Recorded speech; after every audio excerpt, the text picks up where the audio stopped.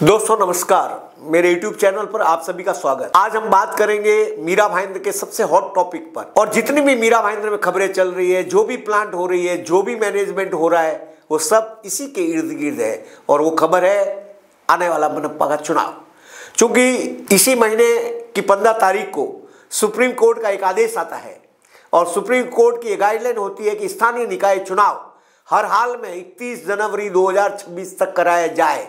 और जब supreme court का यह आदेश आता है तो पूरी हलचल और ज़्यादा फास्ट हो जाती है। और इसी महीने की 15 तारीख को 15 सितंबर को प्रभाग संरचना को लेकर जो भी शिकायतें होती है वो फ्लोर पे आती है। उसकी सुनवाई 17 तारीख को होती है, तकरार, सुझाव। और अब हालांकि अब जो रिपोर्ट है वो ये सब रिपोर्ट कलेक्टर थाना तक पहुंच चुकी है और थाना कलेक्टर के बाद ये जाएगी नगर विकास मंत्रालय और नगर विकास मंत्रालय के बाद जाएगी चुनाव आयोग के पास। और चुनाव आयोग की प्रभाग संरचना को मंजूरी मिलने के बाद आगे का प्रोसेस शुरू हो जाएगा। और उस आगे के प्रोसेस में सबसे पहले बात आएगी आरक्षण की और मतदाता सूची की। तो आने वाले दिनों में ये प्रक्रिया प्रभाग संरचना का नोटिफिकेशन जारी होने के बाद सामने आएगी। और उसके बाद असल खेल जो है मीरा भाईंदर महानगर पालिका का चुनाव का उस ओर बढ़ेगा। वैसे तो ये प्रभाग रचना जो हुई है 2017 को आधार बनाकर हुई और इसकी जो जनगणना है उसको 2011 का बेस बनाया। वैसे अगर देखने जाए तो 2011 के बाद 15 साल बीत चुके हैं और उसी जनगणना के आधार पर अगर प्रभाग की रचना होती है तो बहुत कुछ फर्क होता है उसमें। कई प्रभाग में आबादी ज़्यादा बढ़ी, कई कम बढ़ी। इसको लेकर मुजफ्फर हुसैन ने भी कई अपनी शिकायतें दर्ज कराई है और प्रेस कॉन्फ्रेंस में भी इसका जिक्र किया है। उनका वीडियो भी मैं सुनाना चाहूँगा कि उन्होंने क्या कहा, वो भी आप सुन लीजिएगा। महाराष्ट्र इलेक्शन कमीशन ने पूरे महाराष्ट्र में होने जा रहे महानगर पालिका के चुनाव के मद्देनजर सभी जगह के वार्डों की डिलिमिटेशन करी, वार्डों की सीमाएं निश्चित करी। बट अनफॉर्चुनेट है कि इन्होंने एज पर देयर गाइडलाइंस 2011 के सेंसस के तहत किया है। एमएमआरडीए रीजन में विशेषता मुंबई के एमएमआरडीए रीजन जो है यहाँ पे पॉपुलेशन की ग्रोथ ट्रमेंडस हुई है। 2011 से लेके 2025 तक के यहाँ पे ऑलमोस्ट डबल पॉपुलेशन हुई है। ये कॉन्स्टिट्यूशनली सरकार की रिस्पॉन्सिबिलिटी होती है कि वो सेंसस हर 10 साल में कराए। सरकार ने सेंसस 10 साल में नहीं किया तो पब्लिक उसके लिए क्यों सफ़र करे। पब्लिक रिप्रेजेंटेटिव एक्ट के तहत भी equal right, equal vote, equal share के तहत भी हर वार्ड की सीमा, वहाँ की पॉपुलेशन और नंबर ऑफ वोटर्स एक जैसा होना चाहिए।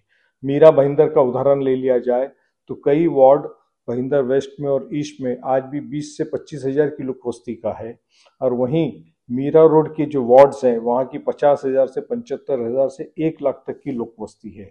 ये डिप्राइवेशन ऑफ पब्लिक्स राइट होता है कॉन्स्टिट्यूशनली। यही मुद्दा हमने इलेक्शन कमीशन में ऑब्जेक्शन डाला था। फॉर्चुनेट ये है कि हम सवाल इलेक्शन कमीशन को पूछते हैं और उसका जवाब यहाँ के लोकल एमएलए बीजेपी के हैं वो देते हैं। हम आपके जो कानून है, जो कॉन्स्टिट्यूशन है, जो पब्लिक रिप्रेजेंटेटिव एक्ट है, उसके ऊपर हम बात कर रहे हैं और उसमें हमारा ये कहना है कि सबको इक्वल राइट मिलना चाहिए, इक्वल शेयर मिलना चाहिए फॉर वोटिंग का राइट। और मोटे तौर पे उनका कहना यही है कि प्रभाग संरचना अगर ये जनगणना का काम अगर नहीं करता है तो सरकार की मिस्टेक है, सरकार का खामियाजा शहर की जनता क्यों भुगते हैं।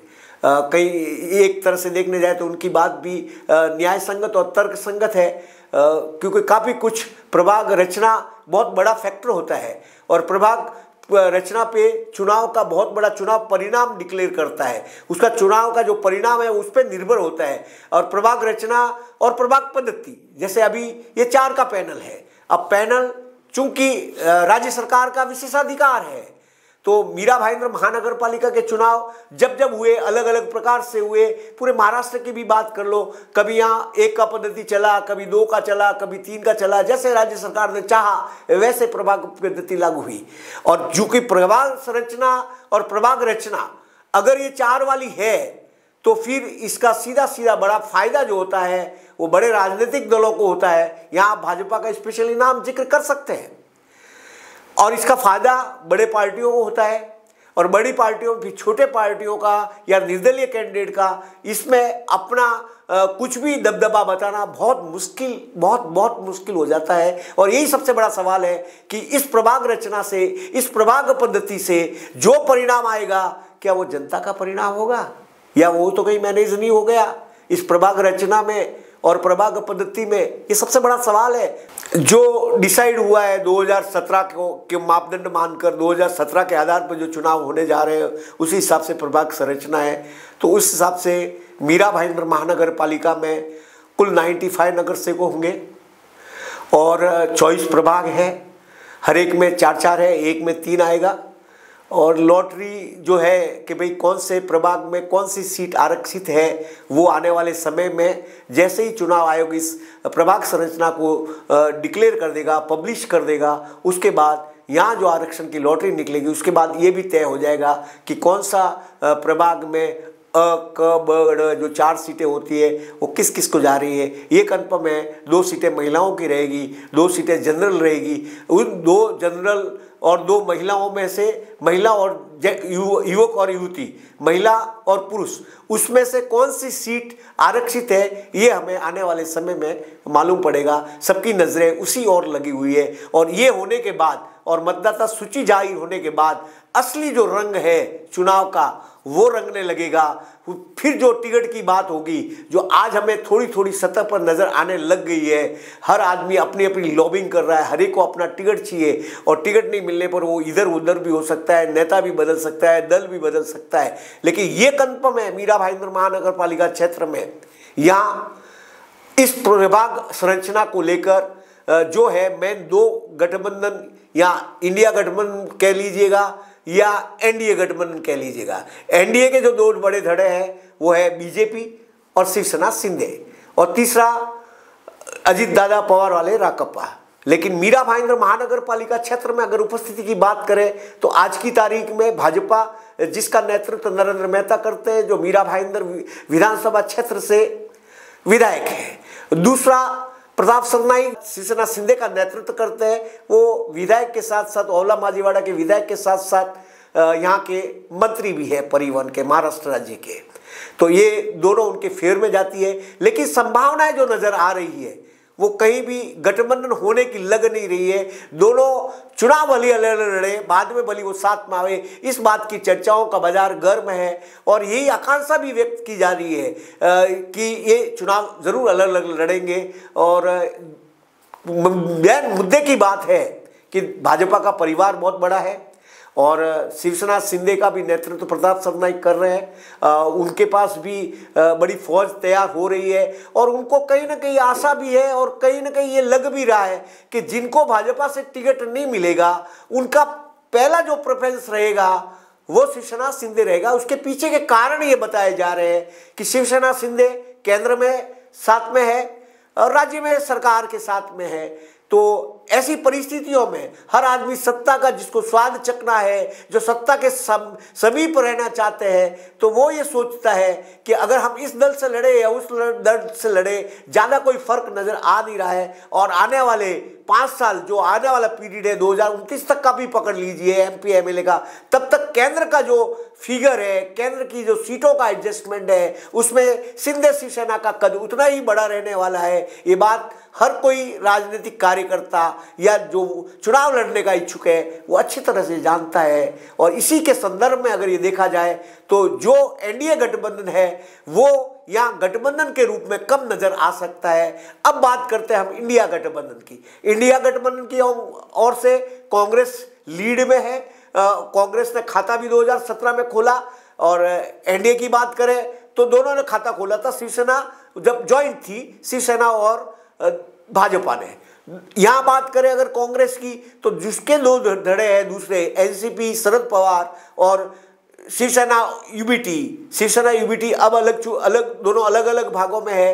तो वो इसका धड़ा है। अब वो कैसी रणनीति अपनी सेट करते हैं, कैसे कैंडिडेट खड़े करते हैं और उसमें कितना सहयोग रहता है, कितना तालमेल रहता है, ये सब बातों पर निर्भर करेगा कि इंडिया गठबंधन इस चुनाव में अपना कैसा परफॉर्मेंस दे पाएगी। सवाल तो है, क्योंकि इंडिया गठबंधन की बात करें तो कांग्रेस तीसरी नंबर की पार्टी गत मनपा चुनाव में तीसरा और अंतिम नंबर की पार्टी रही थी, इसे भूलना नहीं चाहिए। और बाकी अगर बात करें एनसीपी शरद पवार साहब की, जो यहाँ कभी दबदबा हुआ करता था, वो अपना खाता भी नहीं खोल पाई थी। और दूसरी बात, शिवसेना तो टुकड़े हो चुके हैं, शिवसेना 2 भागों में बढ़ चुकी है और जो मेजर सत्ता में साथ में है और ज़्यादातर अधिकतर नगर सेवक है वो प्रताप सरनाईक के साथ दिखाई दिए जा रहे हैं। बात अगर 2017 मनपा चुनाव की करें और बात अगर अभी के मनपा चुनाव की करें जो आने वाले हैं, दोनों में काफ़ी कुछ समानता है। प्रभाग दोनों सेम है, 24 प्रभाग, 95 नगर सेवक। पार्टियों की स्थिति की बात करें तो उस टाइम 2017 में भाजपा टॉप पे थी, 61 नगर सेवक थे। उस टाइम भाजपा की अगर शेयर मार्केट वैल्यू की बात करें तो उस समय पूरी भाजपा एकजुट पार्टी थी और 61 सीटें प्राप्त भी की। उस समय गीता जैन साथ में थी, नरेंद्र मेहता खुद उनके नेतृत्व में एकमेव नेता उनके लोग मानते थे, रवि व्यास साथ में थे। उसके बाद बहुत घटनाक्रम हुए, सब टूटे, अलग अलग भी हुए, रवि व्यास अध्यक्ष बने, ये सब पूरी लंबी कहानी है, वो हर कोई जानता है। तो भाजपा में अलग अलग गुटबाजियाँ पनपी, गीता जैन अलग हुई, चुनाव लड़ती है, फिर 2000 चुनाव जीतती भी है। तो ये सब बातें अपनी जगह है। 2017 की तुलना हम 2000 इस चुनाव से नहीं कर सकते। उस समय की भाजपा और आज की भाजपा में ये मानना होगा कि रात दिन का फर्क है। तो आज भाजपा 61 सीटें प्राप्त करेगी, इस पर बहुत बड़ा सवाल है। दूसरी बात करते हैं हम शिवसेना शिंदे की। शिवसेना उस समय ज्वाइंट थी, उस समय भी शिवसेना का नेतृत्व प्रताप सरनाईक ही कर रहे थे। आज शिवसेना शिंदे का नेतृत्व प्रताप सरनाईक कर रहे हैं और दोनों पार्टियां साथ में थी तब भी सरनाईक कर रहे थे। सरनाईक आज की तारीख में मिनिस्टर है और मिनिस्टर होना कहीं ना कहीं शिवसेना शिंदे को एडवांटेज दे सकता है, इससे भी इनकार किया नहीं जा सकता। और दूसरा, इनको बिठे बिठाए कई कैंडिडेट भाजपा से मिल सकते हैं, जिनको भाजपा से टिकट नहीं मिलेगी उनके पास रास्ता शिवसेना शिंदे ही बचेगा और इसी बात की उनको एडवांटेज हो सकती है। परिणाम क्या होगा एक अलग विषय है, लेकिन इनको कैंडिडेट मिल जाएंगे चुनाव लड़ने लायक, जो चुनाव लड़ सकते हैं, जीतने का भी मादा रखते हैं, वो कैंडिडेट भाजपा से ही मिल जाएंगे। और भाजपा की जो वोट टूटेगी, हमेशा भाजपा इसलिए फायदे में रहती है कि उसका दूसरों का वोट टूट के डिवाइड हो जाता है, भाजपा का वोट एक मुश्त रहता है। लेकिन इस चुनाव में जो आपको देखने को मिलेगा, भाजपा के वोट टूटेंगे, दूसरे वोट एक मुश्त रह सकते हैं और यही सबसे बड़ी कमजोर कड़ी है मीरा भाईंदर भाजपा की। और तीसरी बात अगर कांग्रेस की करें तो कांग्रेस कुछ प्रभागों में अपना अस्तित्व रखती है और उस हिसाब से वो 15 सीट 15-17 इस सीट पे वो कायम रह सकती है। 15 और 20 के बीच में, उससे इनकार किया नहीं जा सकता। हाँ, अगर गठबंधन में कांग्रेस के नेता मुजफ्फर हुसैन ज़्यादा इंटरेस्ट दिखाए और जो रणनीति सेट करे और शिवसेना उद्धव यूबीटी के साथ या एनसीपी शरद पवार के साथ वो तालमेल पूरा इंडिया गठबंधन का सही ढंग से हो और निचले कार्यकर्ताओं निचले स्तर तक हो, तो शायद उनको 2-5 सीट का और भी फायदा हो सकता है, इससे इनकार किया नहीं जा सकता। कुल मिलाकर ये चुनाव बड़ी पार्टियों के लिए है, छोटी पार्टियों के लिए करने को बहुत कुछ ज़्यादा नहीं है। वैसे अगर मैं बात यहाँ स्पेशल मनसे का भी करना चाहूँगा, मनसे लोगों की बातों को रखने के लिए, जनता की मांगों को उठाने के लिए एक अच्छा दल है, उठाती भी है, लेकिन वो वोट में उसको कन्वर्ट कर पाएगी, ये सबसे बड़ा सवाल है। लेकिन इसमें कोई दो राय नहीं कि वो जनता की समस्याओं को समय समय पर उठाती है। कई बड़े दल, चाहे कारण कुछ भी हो, अपनी सत्ता की राजनीति हो, सत्ता के लिए लड़ना है तो सत्ता से फाइट कैसे करें, सत्ता की तो जो भी शिकायतें हैं वो सत्ता से होती है। तो उस मामले में दूसरे दल अपनी भूमिका, जो सत्ता में है उनकी भूमिका अलग होती है, लेकिन विपक्ष बतौर विपक्ष मनसे की भूमिका का जो लोग हैं उसको धन्यवाद भी देते हैं, आभार भी देते हैं और ये हमें गाए बगाए हर खबर में दिखाई भी देता है कि ऐसे मामले में मनसे, लेकिन उसको इसका फायदा मिलेगा वोट के लिहाज से, इसमें सवाल है। और जनता के लिए सबसे बड़ा बात ये है कि बहुत कुछ करने को नहीं होते हुए भी वोटर बहुत कुछ कर सकता है इस प्रभाग संरचना में भी।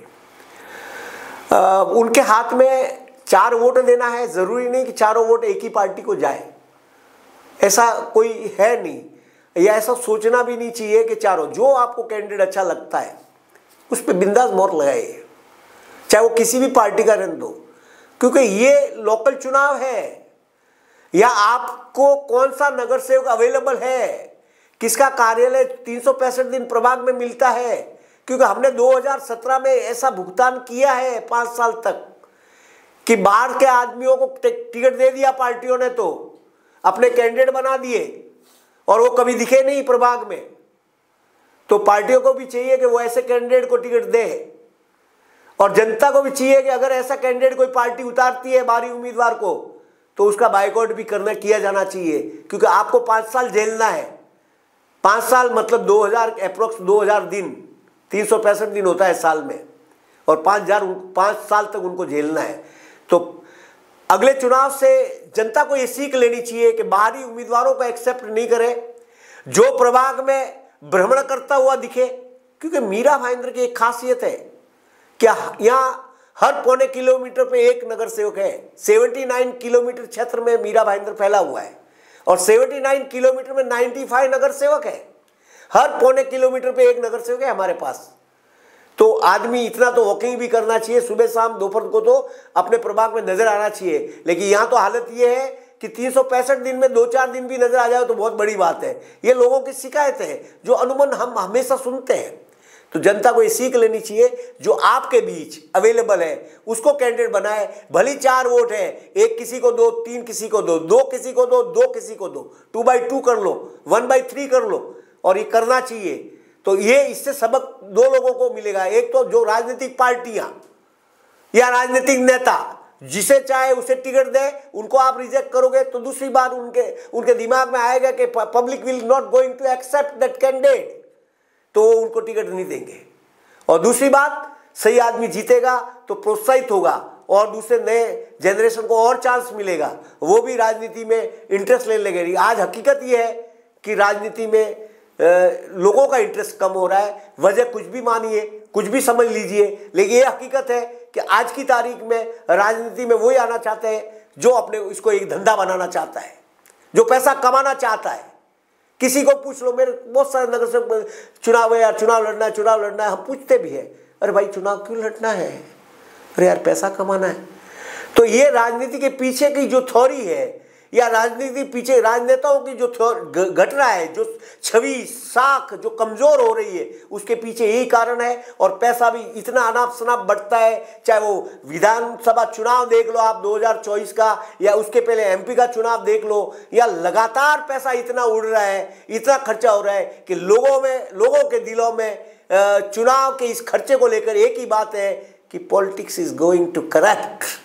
और इसीलिए लोगों को इंटरेस्ट दिन ब दिन कम हो रहा है। और इस विषय पे और बातें करेंगे। चुनाव है, बहुत समय बाकी है, 3 महीने का समय है, तो बहुत सारे वीडियोस बनाएंगे। और हमने अब एक सीरीज भी चालू की है, और आपसे भी गुजारिश करूंगा जो मेरा ये वीडियो देख रहे हैं, अगर आप कोई भी प्रभाग से चुनाव लड़ना चाहते हो, आप मुझसे कॉन्टेक्ट कर सकते हो। मैं आपका वीडियो फ्री में इंटरव्यू करूंगा और लोड करूंगा। कोई भी उम्मीदवार हो जिसको लगता है वो मुझसे कांटेक्ट करे। मैं हर हफ्ते अक्टूबर के पहले सप्ताह से 2 वीडियो ऐसा हर हफ्ते रिलीज करूंगा फ्री ऑफ चार्ज। वो आए मेरे पास, मेरे कार्यालय में आए, अपना इंटरव्यू कवर करें। मैं मेरे यूट्यूब चैनल दिनेश सी कोठारी पे उसको जरूर लोड करूंगा। आभार, धन्यवाद, शुक्रिया। जाते जाते अंत में आपसे एक ही गुजारिश कि मेरे इस चैनल को आप दिनेश सी कोठारी को सब्सक्राइब करें। अगर वीडियो पसंद आए तो लाइक करें और आगे शेयर भी करें। धन्यवाद, शुक्रिया, बहुत बहुत शुक्रिया।